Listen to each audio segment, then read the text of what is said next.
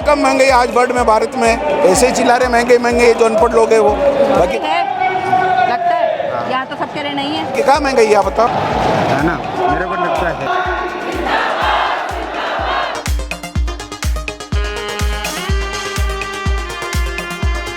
पर देश के प्रधानमंत्री के लिए हर समय गाली देना, हर समय पढ़ा लिखा नहीं है, नीच है, कमी है, गहलोत साहब जीत जाएंगे, वो सरकार नहीं आएगी, नहीं आएगी, नहीं आएगी। कार में हूँ जयश्री नागदा और आज हम खड़े हैं गांधी ग्राउंड में और आपको ये बता दूं कि आज यहाँ पर होने वाली है केंद्रीय गृह मंत्री अमित शाह की सभा और उसी के लिए ये सारी तैयारियां जो आप मेरे पीछे हैं वो देख रहे हैं। एक बड़ा सा डोम यहाँ पे तैयार किया गया है, कई सारे जो लोग हैं वो आना यहाँ पे शुरू हो गए हैं। थोड़ी ही देर में केंद्रीय गृह मंत्री अमित शाह जो है वो सभा को संबोधित करने के लिए यहाँ पहुँचेंगे। देखिए, माना यह जा रहा है कि ये चुनावी वर्ष होने की वजह से ये सारी सुगबुगाहट है और यहाँ पे कई सारे जो मुद्दे हैं जिनमें सबसे प्रमुख जो रहने वाला है, मुझे लगता है कि वो कन्हैया लाल हत्याकांड से जुड़ा हुआ मुद्दा जो है वो यहाँ पे उसकी बात की जा सकती है, भ्रष्टाचार से लेकर के बात की जा सकती है, पेपर लीक को लेकर के बात की जा सकती है और बढ़ते अपराधों का जो ग्राफ है उसको लेकर के कहीं ना कहीं अमित शाह जो है वो कांग्रेस को, गहलोत सरकार को घेरने की कोशिश आज यहाँ कर सकते हैं। चुनावी वर्ष होने की वजह से एक बात यहाँ पे बताना बेहद ज़रूरी है कि मेवाड़ हमेशा से ऐसा माना जाता है कि जिस भी पार्टी ने मेवाड़ जीत लिया उसी की सत्ता प्रदेश में कायम हो जाती है। इसी को लेकर के खासा फोकस इस वक्त राजस्थान में यहाँ मेवाड़ को दिया जा रहा है और इसी को लेकर के चुनावों को लेकर के ही आज अमित शाह, जो जिन्हें भाजपा के चाणक्य भी कहा जाता है, अपनी नीति को लेकर के, अपनी रणनीति को लेकर के आज यहाँ सभा को संबोधित करेंगे। तमाम भाजपाई नेता यहाँ पे जुट गए हैं, संभाग से पूरे नेता जो है वो यहाँ पर आ गए हैं और थोड़ी ही देर में ये पूरा का पूरा डोम भरने की उम्मीद की जा रही है। बारिश का मौसम है, देखते हैं सभा किस तरह से, कितनी देर में और किस तरह से सफल बनाई जाती है।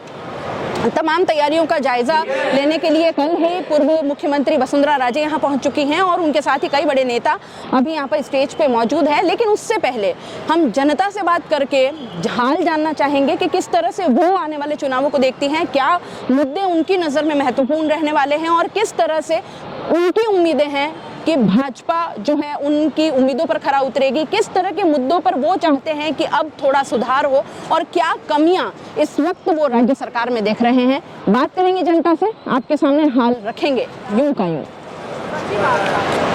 आप क्या कहेंगे सर? अमित शाह जी आ रहे हैं। मैं किशन सिंह देवड़ा, किसान मोर्चा महामंत्री डेबारी मंडल।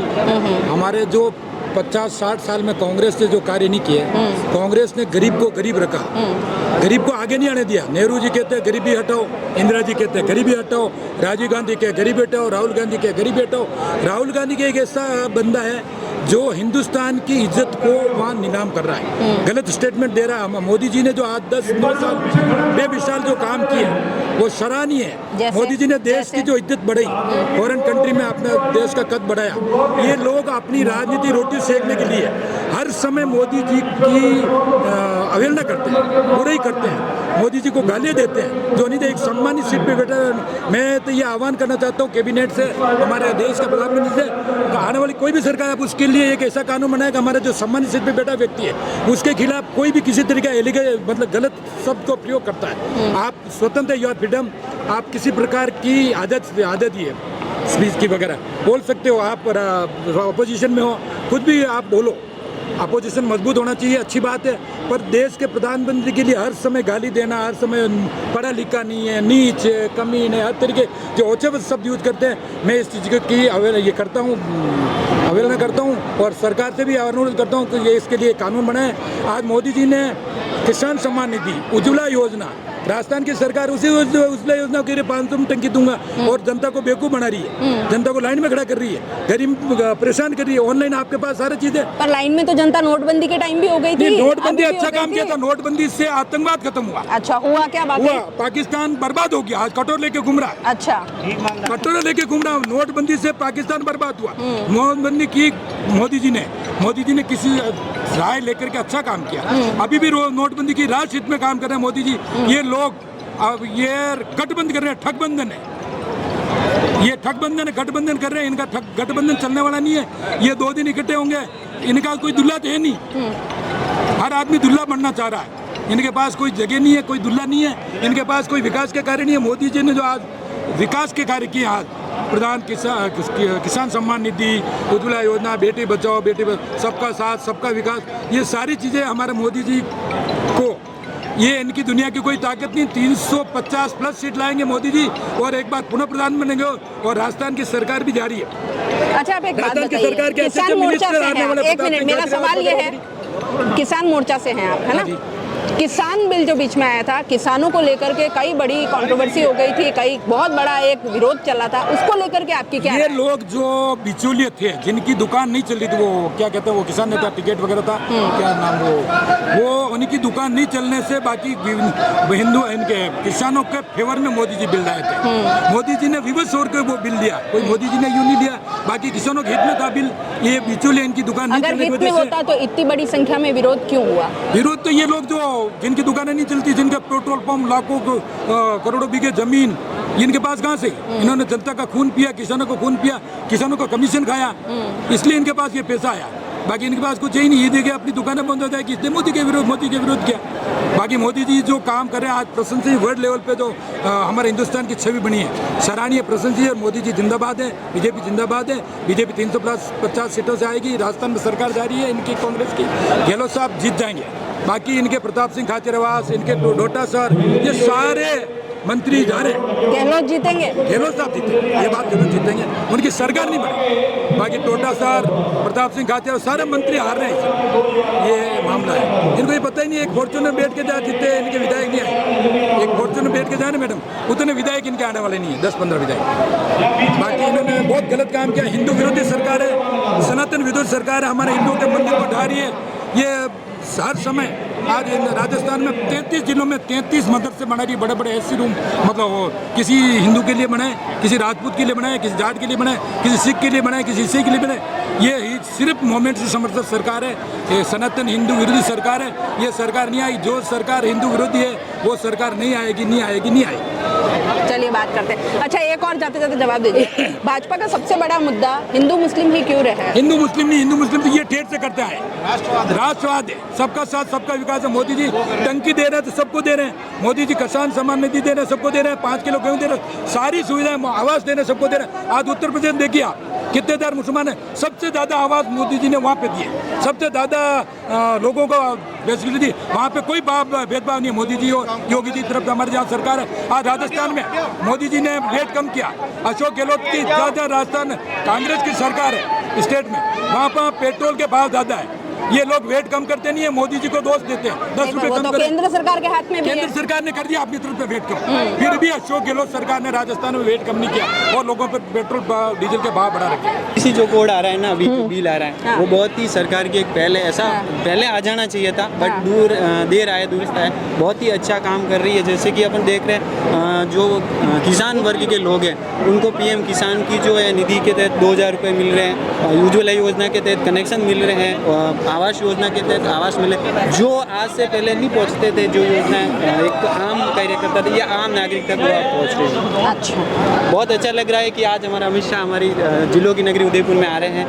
क्या नाम है आपका? मुकेश तेली। कहाँ से आए हैं आप? सायरा से, सायरा गोविंदा से। अच्छा, मुझे ये बात बताइए कि आम जनता से जुड़े हुए मुद्दे में कौन से ऐसे मुद्दे हैं जिनमें आपको लगता है कि जनता की बेहतरी हुई है? मैम सबसे पहले देखिए, एक महंगाई देख लीजिए आप, जी, है ना, गैस देख लीजिए, पेट्रोल के भाव देख लीजिए, इन सारी चीजें जो आम जनता को सीधा इफेक्ट करती है, ऐसे कौन से मुद्दे हैं जो जनता सीधा कनेक्ट कर सके? बिल्कुल मैम, मैं एक चीज़ बताऊँ, मैं एक अर्थशास्त्र का विद्यार्थी भी हूँ, तो मैं इस चीज़ को अच्छे से समझता हूँ। फिर तो महंगाई दर और जीडीपी भी बताइए आप। बिल्कुल मैम, तो जीडीपी देखिए मैम, आज की स्थिति में ओवरऑल विश्व की देखें, उसकी कंडीशन में इंडिया की बेहतर मानूंगा, क्योंकि कोरोना भी हमने देखा है, बहुत सी ऐसी स्थितियाँ देखी, परिस्थितियाँ देखी, जिसके कारण मतलब देशों के अंदर भी जीडीपी गिरी, बट हमारी स्थिति जो है वो बेहतर है आज की स्थिति। और इसी तरह से चले तो आने वाले समय यानी कि 2025-26 तक हम काफ़ी अच्छी स्थिति में रहेंगे। देखते हैं हम मोदी जी को, मतलब आज की नहीं, वो आने वाले फ्यूचर की सोचते हैं इसके लिए। और दूसरी चीज़ एक आपने बताई कि गाँव के अंदर क्या है, तो नल हर घर नल योजना जो चल रही है, आज से काफ़ी समय से ये समस्या थी, आज हर घर तक ये समस्या लगभग मेरे गाँव के अंदर भी देखूँ तो हर घर तक नल योजना काफ़ी समय बाद अब पहुंची। अंदरूनी गांवों की स्थिति जानते हैं आप? जी बिल्कुल, अंदरूनी गाँव आज भी कई कई दूर से घड़े लेकर लोग पानी भर रहे हैं। बिल्कुल सही है मैम, बट ये स्थिति हमारे गांव की भी थी, अब ये सुलझ चुकी है। अब बिजली की बात करें तो बिजली भी अब रहती है, तो अब बहुत से घरों के अंदर कनेक्शन नहीं थे, वो अब कनेक्शन भी हुआ है, कृषि कनेक्शन भी हुआ है, काफ़ी काम हुआ है, हो रहे हैं, सरकार अच्छा कर रही है। चलिए, आज केंद्रीय मंत्री आ रहे हैं अमित शाह, किन मुद्दों पर बात होने वाली है, क्या चुनाव में क्या रणनीति रहने वाली, क्या लगता है आपको, किस तरह की तैयारियां हैं? भारतीय जनता पार्टी का सबसे बड़ा लक्ष्य ये है, एक तो राष्ट्रीय स्तर पर सुरक्षा होनी चाहिए। राजस्थान के अंदर जो पिछले 4-4.5 सालों में जो अन्याय हो रहा है, सबके ऊपर हो रहा है। हमने उदयपुर का कांड देख लिया है, हमने करौली में देखा है, जोधपुर में देखा है, जिस हिसाब से यहाँ पे दंगे हुए हैं, शायद मुझे लगता है कि राजस्थान के इस पूरे 70 सालों में यही एक 4.5 साल का काम रहा है, ये कांग्रेस सरकार के अंतर्गत, कि इतने ज़्यादा दंगे हुए हैं, 5-6 जिलों में इस तरह से दंगे हुए हैं, तो सुरक्षा तो कहीं है ही नहीं है।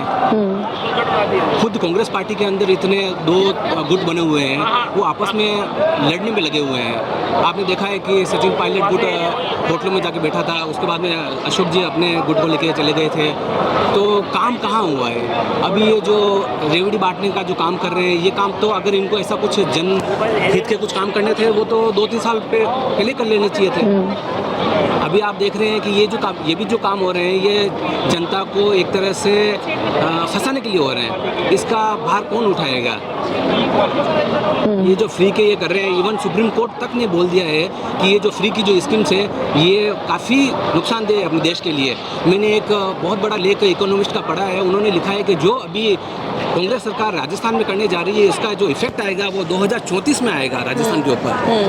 ये यूँ सोचते हैं कि हम 6 महीने के लिए करके चले जाएं, इनको पता है ये तो वापस आने वाले हैं नहीं है। ये 100% है कि ये सरकार वापस नहीं आ रही है, लेकिन इसका जो ये गलत इफेक्ट लोगों के बीच में डाल के जा रहे हैं, इसका बहुत बुरा प्रभाव होगा राजस्थान में। अच्छा, सुप्रीम कोर्ट की आपने बात की है, तो सुप्रीम कोर्ट ने ये भी कहा है कि किसी भी तरीके से हेट स्पीच को जो है वो या तो खत्म किया जाए या घटाया जाए। इसके ऊपर क्या कहना है? क्योंकि ये तो देखा जाता है कि कई बार कोई बड़े भाजपा नेता जो हैं वो इस तरह के बयान दे देते हैं जिससे पूरे देश में एक बवाल मच जाता है। इस पर क्या कहेंगे? मैं तो इस चीज़ को मानता हूँ, और मैं यूँ कहता हूँ कि प्रदेश भाजपा ने इन पिछले 4-4.5 सालों में कहाँ ऐसा कुछ वक्तव्य दिया है। बिना वक्तव्य दिए भी आप देख लीजिए कि इतने जिलों में दंगे हुए हैं। आप करौली में देख लीजिए, जोधपुर की जनता यूँ कहती है कि हमारे यहाँ पे तो कुछ हुआ ही नहीं था, न तो हमारे यहाँ कोई शोभा यात्रा थी, ना हमारे बीजेपी का कोई ऐसा था, उसके बावजूद भी वहाँ पे दंगे हो गए। करौली में आप देखिए, तो उदयपुर का आप देख लीजिए। ये तो मैं तो कहता हूँ कि बीजेपी राष्ट्रीय वाला कांड में कहीं ना कहीं नुपुर शर्मा वाले बयान की भूमिका सामने आई थी, है ना? तो ये हेट स्पीच, मैं सिर्फ एक उदाहरण दे रही हूँ कि हेट स्पीच कहाँ से शुरू होता है और एक निम्न स्तर पर बिल्कुल ग्राउंड लेवल पर जनता पर किस तरह से असर करता है, उसकी बात हो रही है। अगर नुपुर शर्मा के जो वक्तव्य दिया था मैडम, उसको सजा भी मिल गई है पार्टी की तरफ से, लेकिन आप देखिए कि नुपुर शर्मा को जिसने उकसाया था उसका क्या हुआ है? वो तो लाइव डिबेट थी, पूरे देश ने देखा है, तो उसके ऊपर भी तो कार्रवाई होनी चाहिए। तो कांग्रेस पार्टी को उसके खिलाफ भी तो बोलना चाहिए। जो वो शायद रहमानी है, तो रहमानी आज तो खुले इवन अभी डिबेट में बात कर रहा है। तो मेरा कहने का मतलब है डबल स्टैंडर्ड नहीं होना चाहिए। और मैं तो कहता हूँ कि जो भी हुआ है और नुपुर शर्मा के प्रति जो किया है, एक महिला को घर के अंदर कैद करके रख दिया है। आज कहाँ गया आपका मानवाधिकार, कहाँ गया राष्ट्रीय महिला जो राष्ट्रीय है आयोग है, वो कहाँ गए आज? तो मेरा कहने का ऐसा मतलब है कि हेट स्पीच के ऊपर तो ये बात कर लेते हैं, वो तो दोनों तरफ से हो रही है बाकायदा। मैं तो कह रहा हूँ कि दूसरी तरफ से नहीं होनी चाहिए, नहीं होनी चाहिए। मैं तो मानता हूँ नहीं होनी चाहिए।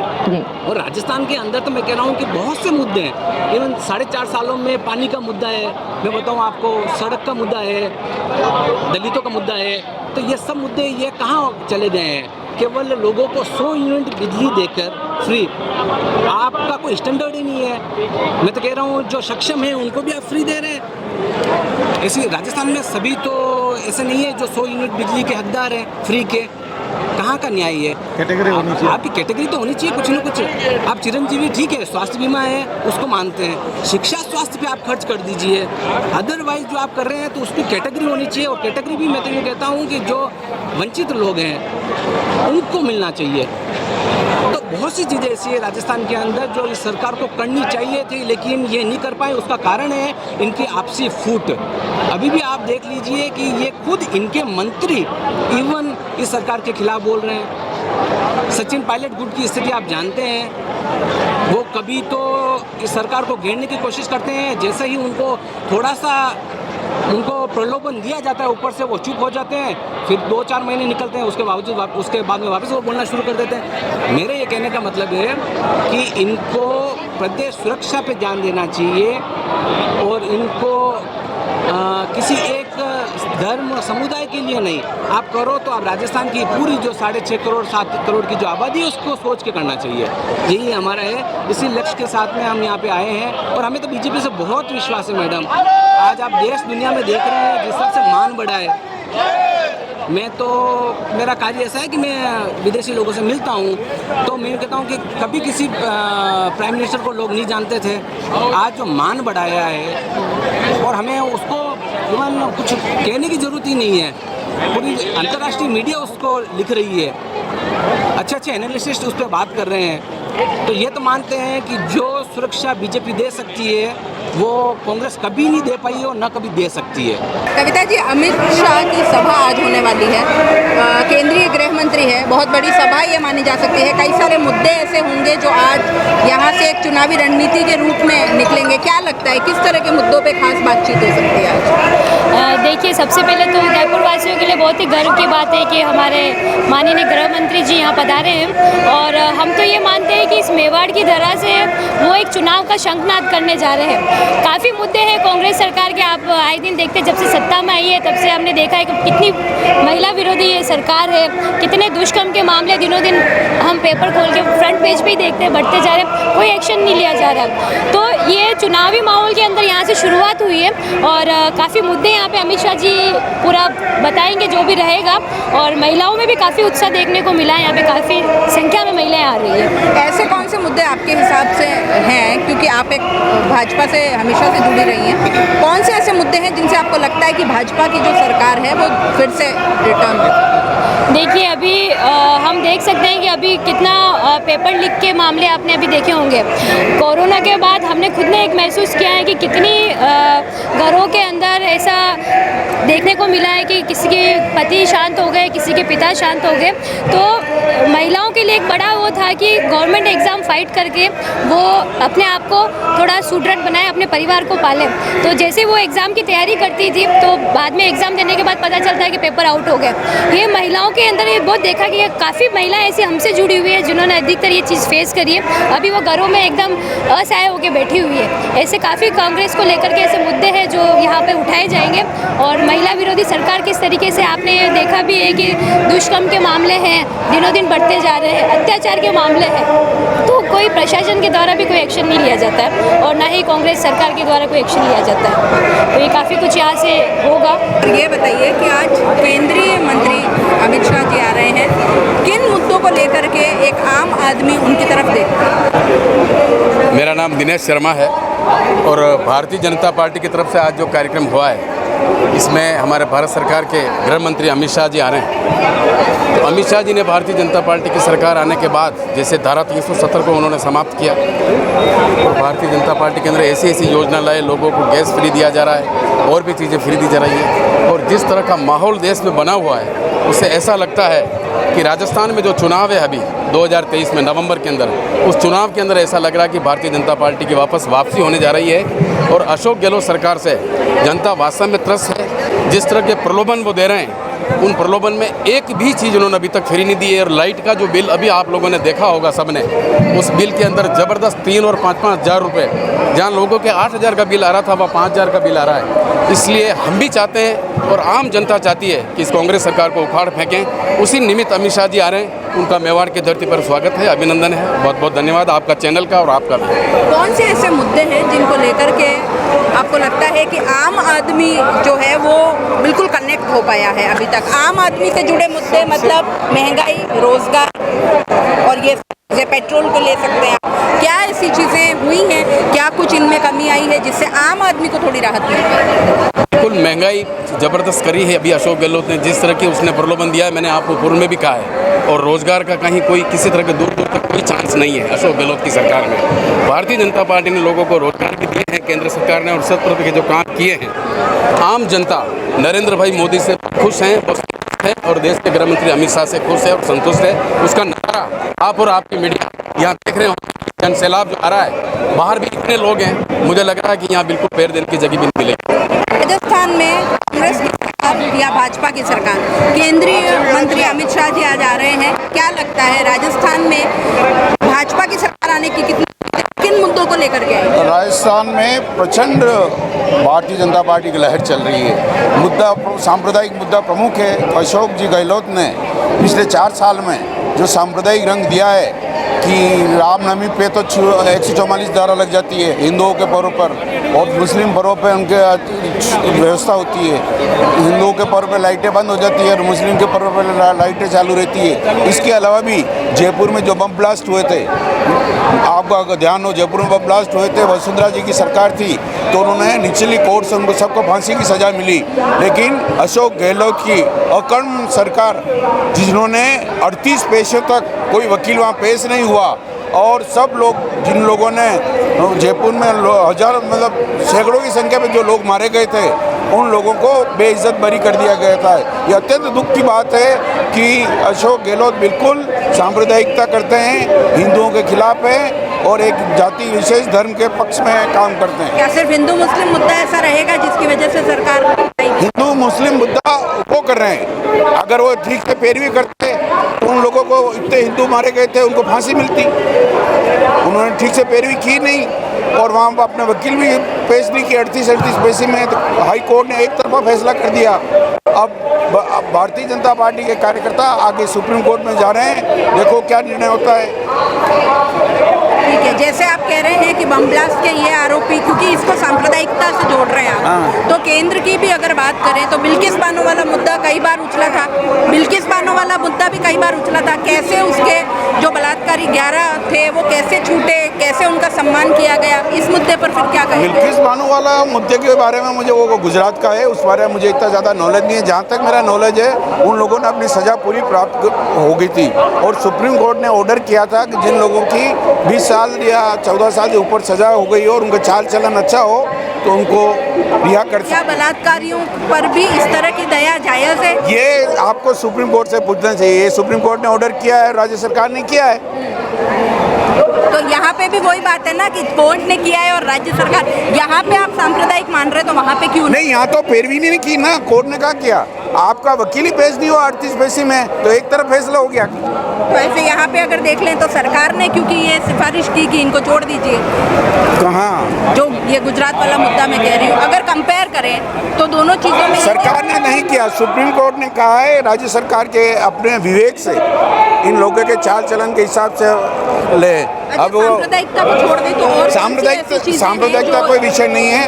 और जो ये कांग्रेस वाले मित्र महंगाई कर रहे हैं, आज आप देख लो हिंदुस्तान में कहाँ महंगाई है, कौन बेरोजगार है? इतने लोग नहीं लगता महंगाई है? बिल्कुल महंगाई नहीं। आप तो पढ़े लिखे हैं और अच्छे पत्रकार हैं। भारत में महंगाई की रेट 2.7 है, अमेरिका में 5 है और पाकिस्तान में 48% है। सबसे कम महंगाई आज वर्ल्ड में भारत में। ऐसे ही चिल्ला रहे महंगाई जो अनपढ़ लोग हैं वो, बाकी कहाँ महंगाई है आप बताओ? आपको लगता है वाकई कि जो आम आदमी है उस तक सारी सुविधाएं पहुंचती है, वो 2 जून की रोटी भी जुटा पाता है? कई लोग ऐसा, एक बड़ा वर्ग ऐसा है जिनको आज खाने की और ये सारी सुविधाएं, आम सुविधाएं नहीं मिल पाती। आम आदमी का जितना नरेंद्र भाई मोदी ध्यान रखते हैं उतना कोई नहीं रखते हैं। बिना किसी भेदभाव, सबका साथ सबका विकास। मुस्लिम भाइयों के लिए भी वही व्यवस्था जो हिंदुओं के लिए व्यवस्था है। 80 करोड़ लोगों को पूरे देश में मोदी जी पिछले 4 साल से 3 साल से फ्री में राशन दे रहे हैं। क्या कम बात है? दुनिया के इतिहास में आप मुझे एक ऐसा उदाहरण बता दो कि 80 करोड़ लोगों को फ्री में राशन मिलता हो। ये मोदी जी की देन है, इसलिए गरीब लोग सब आराम से खाना खा के वे सो रहे हैं। बाकी भारत की पहले अर्थव्यवस्था ऐसी थी, कुछ लोगों को भूखा सोना पड़ता था, लेकिन आज वो स्थिति नहीं है। और ना कोई बेरोजगारी है, ना महंगाई है, ये केवल मुद्दा बना रहे हैं। इनके पास कोई मुद्दे नहीं, महंगे करते हैं। मैं कह रहा हूँ, मैं भारतीय जनता पार्टी का एक छोटा सा कार्यकर्ता हूँ। राहुल गांधी मेरे से बहस कर ले कि हिंदुस्तान पूरे भारत में क्या महंगाई है और क्या नहीं है। दुनिया में अमेरिका में 5% की महंगाई की दर है, पाकिस्तान में 48% की दर है, और अपने हिंदुस्तान में 2.7 है। तो कहाँ महंगाई है आप बताओ? ये सबसे तो मतलब सबको सब मिल रहा है, सबको सब मिल रहा है। और एक तरफा भारतीय जनता पार्टी राजस्थान में आ रही है, और मोदी जी 2024 में 350 पार आएंगे। मुद्दे रहने वाले सर अमित शाह जी आ जा रहे हैं। मैं देश के अंदर समान नागरिकता लागू होनी चाहिए, यूसीसी, क्योंकि जो 70 साल में जो देश आज़ाद होने के बाद तुष्टिकरण की नीति अपनाई, उससे देश के अंदर खोखलापना आया है और द्वेषता बढ़ी है। उस द्वेषता को खत्म करना है। हिंदू मुस्लिम सब इसी देश में रहेंगे, मगर जो देश में गजवाए हिंद का जो इनका प्रोपेगेंडा है वो खत्म होना चाहिए। सभी हिंदू मुस्लिम सब साथ रहे। और दूसरी बात, जैसा राजा वैसी प्रजा। राजा अगर मजबूत होगा तो प्रजा भी मजबूत रहेगी, अपराध रुके जाएंगे, राष्ट्र मजबूत होगा और विकास होगा। सबसे पहली बात आपने हिंदू मुस्लिम की। हाँ। क्या ऐसा है कि भाजपा सिर्फ हिंदू मुस्लिम के मुद्दे लेकर के चुनावों में उतरती है? नहीं, ऐसा हिंदुत्व कार्ड खेलना क्या भाजपा का मुख्य रूप से है? नहीं, ऐसा बीजेपी का कुछ नहीं, हिंदू कार्ड लेके करेंगे। वो सबको समान रख के करना चाहते हैं। मगर जब दंगे होते हैं, जब कोई अग्रेसर होती है पार्टी, कोई समाज अग्रेसर होकर अगर दंगा करता है तो उसका कार्ड भी होना चाहिए, समझ गए ना? तो शांति स्थापित होने के लिए वो भी करना चाहिए। बाकी ऐसा कुछ नहीं है कि बीजेपी कार्ड खेल रही है, नहीं खेल रही है, क्योंकि मुस्लिमों को देश से निकालने से रहे या अलग राष्ट्र बनाने से रहे, हम सब साथ रहेंगे ना। तो उनको सबको मानसिकता बदलनी पड़ेगी, हिंदुओं को भी बदलनी पड़ेगी, मुस्लिम को भी बदलनी पड़ेगी, ठीक है ना? तभी देश आगे बढ़ेगा। आप मानते हैं इस बात को कि अपराधी का कोई धर्म नहीं होता? अपराधी का कोई धर्म नहीं, ना हिंदू है, ना मुसलमान है, ना ईसाई है, सिख है, सब अगर अपराधी अपराधी है, ठीक है? सबसे पहले हिंदुस्तानी नागरिक हैं हम, धर्मी भी नहीं, नागरिक हैं हम। सर आपका? जगदीश सुतार।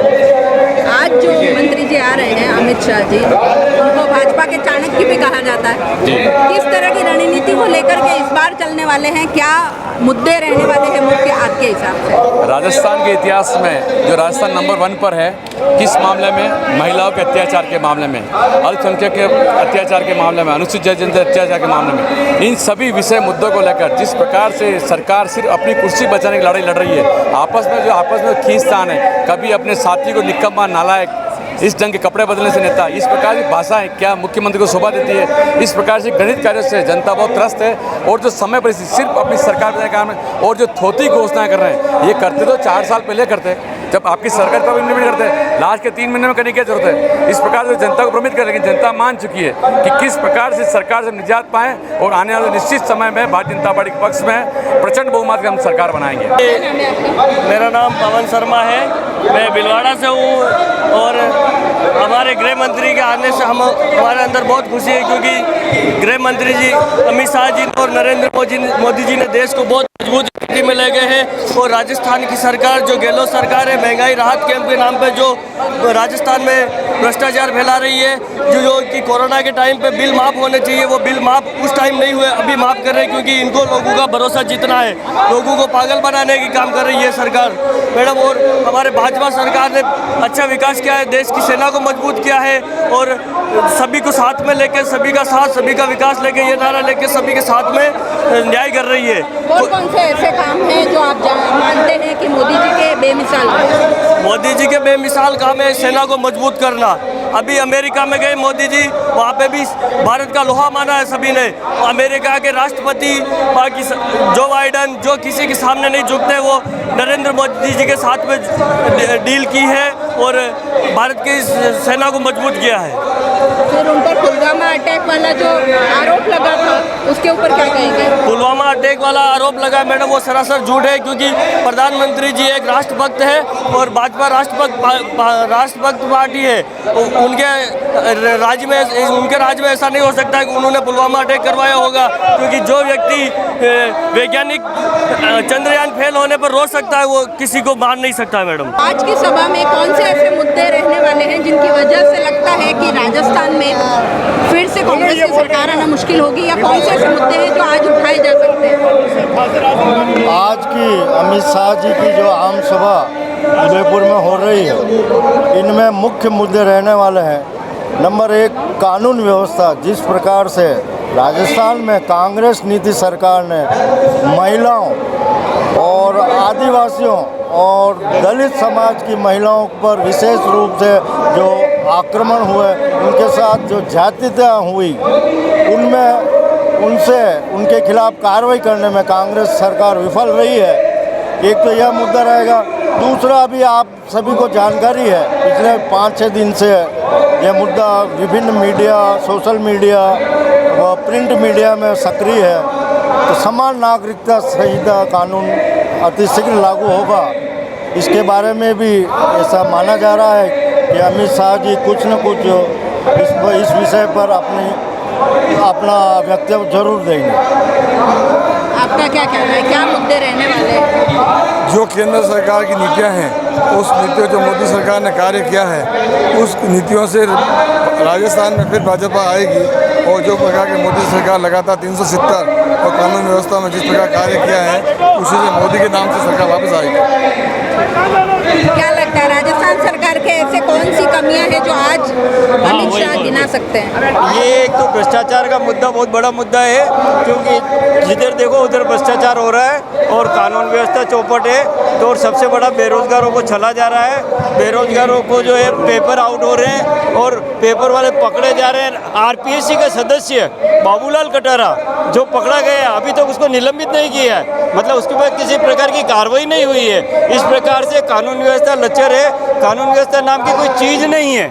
ये मुद्दा प्रमुख रहने वाला है। और भ्रष्टाचार और बेरोजगारों के साथ छलावा और समान नागरिकता कानून, ये प्रमुख रूप से रहेंगे इस चुनाव में। हमारे ये मुद्दे हैं, जनता के लिए अच्छा करेगा, देश के लिए अच्छा करेंगे, इसलिए। अमित शाह जी कौन है बताओ? अमित शाह जी गृह मंत्री है। आपको तो पता है। चलो, हो रही है यहाँ पे आज होम मिनिस्टर का नाम बताओ। अमित शाह।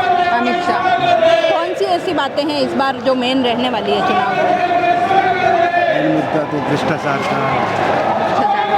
और स्थानीय लेवल पे क्या है? स्थानीय लेवल आम आदमी के मुद्दे कौन से? आपसे जुड़ा मुद्दा बताओ। महंगाई। हाँ। महंगाई है, लगता है। यहाँ तो सब कह रहे नहीं है ना। कहाँ है? सब तो कह रहे नहीं है, 2.7 है बस। कौन सा? मेरे को लगता है। आपको लगता है? आम आदमी को लगता है। और कौन से मुद्दे ऐसे हैं जिनको लेकर के आपको लगता है कि भाजपा की सरकार फिर से रिपीट होगी? मोदी जी आएंगे वापस? क्यों आएंगे ये पूछ रही हूँ। मोदी जी देश के मेन आदमी है, वो सबका भला चाहते हैं। देश के मेन आदमी है, भला चाहते हैं। ठीक है। आप क्या सोचते हैं इस बारे में? इस बारे में यहाँ पर तो फिलहाल जो अमित शाह आएंगे, मेन मुद्दा तो उसी वो जो कन्हैयालाल हत्याकांड हुआ ना, मेन उसका उसी पर होगा। मेन मुद्दा वही है। मेन मुद्दा वही है। लेकिन जो एक शहीद कल हुआ था बजरी माफिया का, वो शहीद अभी तक यहाँ नहीं चल रहा है। गजेंद्र सिंह शेखावत उसके बारे में बोल रहे, लेकिन जो कल हुआ था टोक के अंदर शायद वो अभी तक मुद्दा नहीं चल रहा। मैं अच्छा। उसकी कोई मांग नहीं उठा रहा। वो क्यों नहीं उठा? आप युवा हैं, एक युवा होने के नाते आपको क्या लगता है रोजगार और इन पर कितना काम किया गया है या क्या ज़रूरत है? रोजगार दिन से दिन बढ़ती जा रही बेरोजगारी, इसमें अब क्या हो रहा धीरे तो धीरे। आपको क्या लगता है सरकार कुछ कदम उठा रही है? सरकार- एक आम युवा क्या चाहता है? आम युवा अब तो चाहते हैं अब की बार हर थर्ड पार्टी को मौका मिलना चाहिए, वो होगा।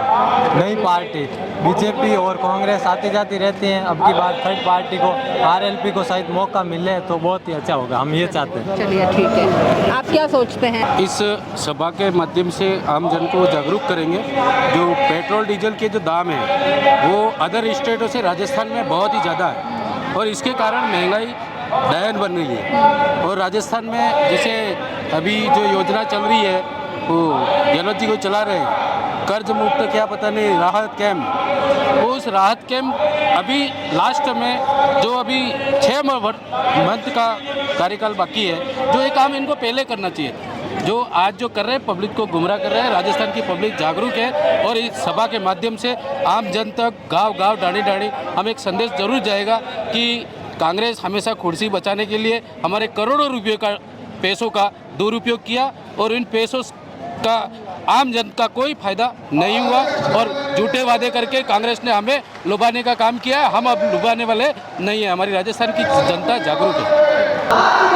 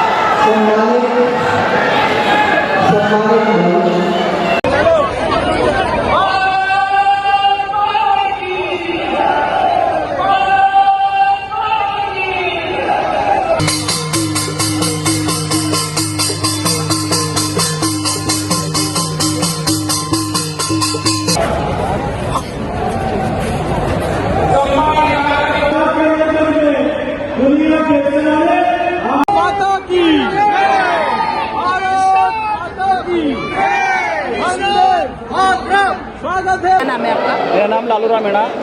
आज ये जो सभा हुई है, क्या रहा, क्या लगता है कि ये जो मुद्दे हैं आम आदमी के लिए कितने ज़्यादा प्रभावी है? बिल्कुल, जो कांग्रेस सरकार है अभी वर्तमान में जो वादा खिलाफी करती है, लेकिन उनकी अभी भी जो महंगाई रात की कैंप जो योजना चल रही है वो बिल्कुल फ्लॉप साबित हो रही है अभी तक। इसलिए हम चाह रहे हैं कि आने वाले 2023 में फिर से सत्ता परिवर्तन करें और वापस यहाँ पर बीजेपी को काबिज करें। आपने रजिस्ट्रेशन कराया कि नहीं कराया? हमने कराया बिल्कुल, उसमें अभी तक हमको कोई फायदा नहीं मिला है। अच्छा ठीक है, लेकिन रजिस्ट्रेशन के साथ ही चिरंजीवी और ये बीमा और ये सारी 100 यूनिट बिजली मिली है या नहीं मिली है? बिल्कुल कोई फायदा नहीं है, 100 यूनिट बिजली मिलने के बाद बिल उतने ही आ रहे हैं हमारे। अच्छा, मोदी जी के ऐसे कौन से काम हैं जिनसे आप ये कयास लगा रहे हैं कि फिर से भाजपा की सरकार रिपीट होगी? मोदी की जो राष्ट्र के प्रति और देश के प्रति अच्छी भावना है, उन्होंने जो 370 नोटबंदी बहुत बड़ी जो योजना निकाली वो बहुत अच्छी रही उनकी, और हम चाहते हैं कि वो उनकी जो है राष्ट्र के प्रति जो भावना है वो बहुत बढ़िया, इसलिए उनको सत्ता में हम फिर काबिज करना चाहते हैं। लगता है आपको मोदी सरकार फिर से आए, ऐसे क्या काम उनके द्वारा किए गए? अरे आप ये सीधा सिंपल आप देख लो ना, सामने रियलिटी चेक है, इतनी कीचड़ है, इतना बारिश हुआ, फिर भी लोगों ने खड़े होकर देखा है कहीं सभाखंड में जगह नहीं है। इससे ज़्यादा लोगों को विश्वास का, प्रमाणिकता का और क्या उदाहरण हो सकता है? मैम साहब, ये किसी देखो गरीब गांव के लोग हैं, दलित पिछड़े जितने, इतनी बहनों आई है कि कपड़े भी उनके पास अच्छे नहीं है, फिर भी वो लोग आए। अब एक भाजपा का विश्वास है, अमित शाह जी का विश्वास है, यहाँ जो कल्याण सिंह जी ने जो किया है वो तो सरासर गलत है। अभी हमने जाना कि यहाँ के कार्यकर्ता दिन दहाड़े हत्या हो गई, उनकी चार्जशीट अभी नहीं हुई है, बताइए अभी अमित शाह जी ने, तो ये तो गुंडाराज हो गया, नक्सली जैसा यहाँ चल रहा है राज। पब्लिक करे तो क्या करें? आप देख लो, कहीं भी जाओ ये सब बोलते हैं कि हम ये गारंटी देते, फलाना गारंटी, लेकिन भ्रष्टाचार के सिवाय कोई गारंटी नहीं होती है। मोदी जो कहते हैं वो करते हैं। अच्छा, भ्रष्टाचार राजस्थान में ही है या पूरे देश में है या खत्म हो चुका है आपके नजरिए? आप बताइए ना, भाजपा के किस नेता ने केवल राजस्थान में? नहीं, हर जगह पे जो विपक्ष की सरकार भ्रष्टाचार करती है, आप दिखाओ कि मोदी सरकार ने कहाँ पे भ्रष्टाचार क्या किया। जी देखिए, एक तो सीबीसी का बहुत बहुत पहले आभार कि आपने इस बहुत ही सुंदर सभा का जो अपने कैमरे पे आप दर्ज किया, पहले मैं आपकी पूरी टीम का आभार व्यक्त करता हूँ। देखिए, ये मुद्दे नहीं है, चुनौती है, और निश्चित ही माननीय अमित भाई शाह ने जो मन से आज चुनौती दी है गहलोत सरकार को, मुझे आप ही बताइए ये क्या बात होगी गहलोत सरकार की 15 जून 2022 को कन्हैयालाल जी को धमकी मिलती है, 28 जून को उनका मर्डर हो जाता है और गहलोत सरकार 13 दिन तक सोती रहती है और आज 2023 को कहती है कि चार्जशीट दाखिल नहीं। अरे आप पहले अपने आप को, अपनी इंटेलिजेंस को ठीक करें। दिसंबर में 2022 को चार्जशीट भी दायर हो गई और निश्चित ही ये जो ऐलान हुआ है, ये ऐलान अब की बार चुनाव का है, शंखनाद है। माननीय अमित भाई शाह ने जो कहा कि हम अब की बार राजस्थान से बिगुल बजाकर, और विशेषकर बहन मैं आपको कहना चाहता हूँ, जब जब राजस्थान में जीत हुई है, मेरे मेवाड़, मेरे उदयपुर से हुई है, और जब जब वजन बढ़ा है, जब तब कद बढ़ा है किसी का भी, तो वो राजस्थान के मेवाड़ से ही बढ़ा है और यहीं से हम सरकार देते हैं। और इस बार भी इस रिकॉर्ड को हम कायम करेंगे। ये हमारे लिए खुशी की बात है कि मेवाड़ से ऐलान हुआ है, मेवाड़ से शंखनाद हुआ है। नाम बताइएगा सर। हाँ, मैं लवदेव बागड़ी, पूर्व पार्षद, वर्तमान में भाजपा अनुसूचित जाति मोर्चा राजस्थान सदस्य। आज अशोक जी, अमित भाई शाह उदयपुर पधारे हैं। उन्होंने आज हुंकार भर दी है उदयपुर पे कि कार्यकर्ता तैयार है, और 9 साल जो मोदी जी का राज रहा है देश के अंदर, उसमें ना कोई आतंकवाद, ना कोई भ्रष्टाचार, ना पूरा सही तरीके से उनका कार्यकाल निकला है। उससे पहले 70 साल कांग्रेस ने जो राज किया है, उसमें आप देख सकते हैं कि भ्रष्टाचार, आतंकवाद और दंगे फसाद ये सब हुए हैं, और 9 साल में ये ऐसा कुछ नहीं हुआ है। इसीलिए हम चाहते हैं 9 साल में कहीं कोई दंगे फसाद कुछ नहीं हुआ भारत में, राजस्थान के अलावा। राजस्थान के अलावा कोई छोटी मोटी घटना हुई, जिस तरह से 70 साल में जो आतंक था 70 साल का, वो 9 साल में हमें नहीं देखने को मिला है। छोटे मोटे तो कहीं ना कहीं कुछ हुआ होगा, वो तो होते हैं, मगर राजस्थान में अभी 1 साल पहले जो कन्हैयालाल जी का हत्याकांड हुआ है, उसमें 15 जून को उसको धमकी मिली थी, तब उन राजस्थान सरकार में सभी को पता था। उसके बाद 15 दिन बाद 28 तारीख को उसकी हत्या हुई है। तो कहीं ना कहीं ये एक चिंता का विषय है कि पता होने के बाद भी कांग्रेस सरकार नहीं जागी और इतना बड़ा हत्याकांड हो गया। इसलिए आज उस बात को साल भर हो गया है, मगर हम फिर से ऐसी कोई घटना ना हो, इसलिए देश में, राजस्थान में फिर से भाजपा की सरकार को लाना बहुत जरूरी है।